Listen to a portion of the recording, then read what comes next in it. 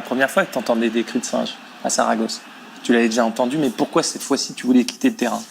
Ce n'était pas peut-être la première fois, mais c'était la fois de trop.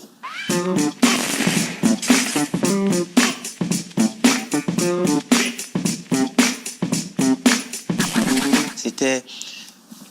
Cette fois-là, je me suis dit, mais ils ne se rendent pas compte. Ils sont en train d'offenser quelqu'un juste, pas par rapport à sa couleur de peau seulement, juste parce qu'il est africain. Et regardez, ça c'est le geste d'épaule qui désigne la couleur de peau d'Alvaro et qui dit aux supporters de Saragosse, regardez messieurs, il a la même couleur de peau que moi et vous venez m'insulter. Comment une équipe qui a quand même des Noirs, même si c'était des Brésiliens, ils avaient la peau noire. Les supporters font des cris de singe à un autre qui a la même peau que leur joueur. Mais c'est parce que je suis africain.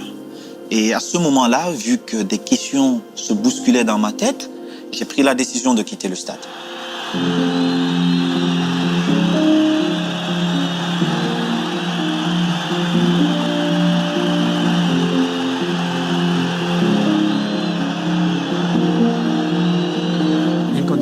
Dans des circonstances normales, le règlement dit que si un joueur décide de quitter le terrain de son plein gré, je dois l'expulser. Mais si c'est parce qu'il se sent mal face à un acte raciste, je me dois de le protéger. S'il s'en va, je me dois de partir avec lui. La Ligue de football professionnel espagnole, la Fédération espagnole de football et le syndicat des footballeurs espagnols avaient lancé un protocole quelques mois plus tôt, au printemps 2005.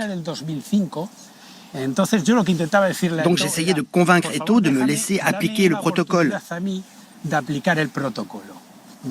lui disais, on va arrêter le match, prévenir le public par haut-parleur qu'il faut que ces chants s'arrêtent.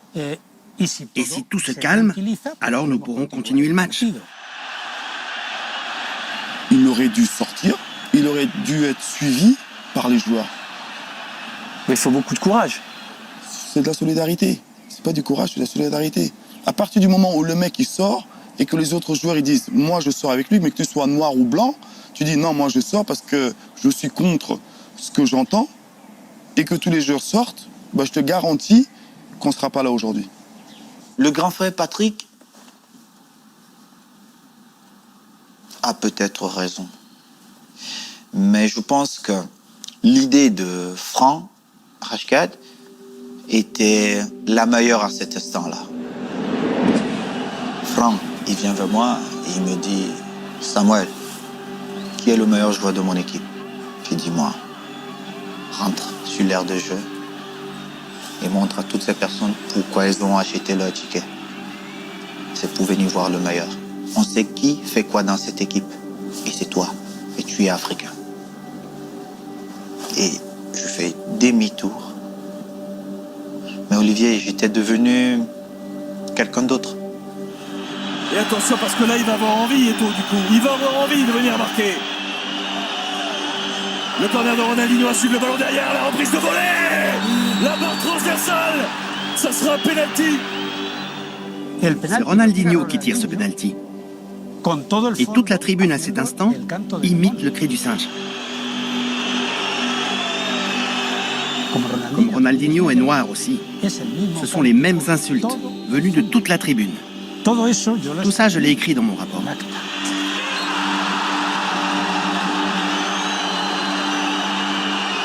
Quand tu vois que les cris de singe, tout ce qui se passe dans les stades, il n'y a aucune sanction.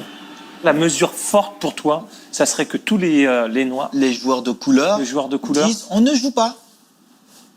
tu penses que ça serait efficace? Quoi? Beaucoup de gens vont perdre l'argent. Et quand tu touches déjà la poche de quelqu'un, je vais te dire, il va trouver des solutions. En premier, les télés. Et tu verras que ces patrons-là mettront la pression à ces instances qui dirigent le football mondial et beaucoup de choses vont changer.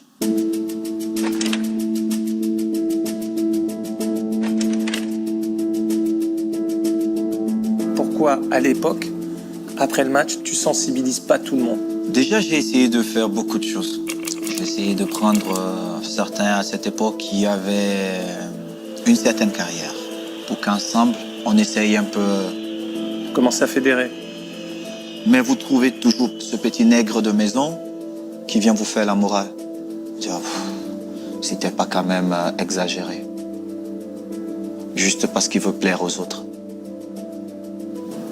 C'est ça le problème.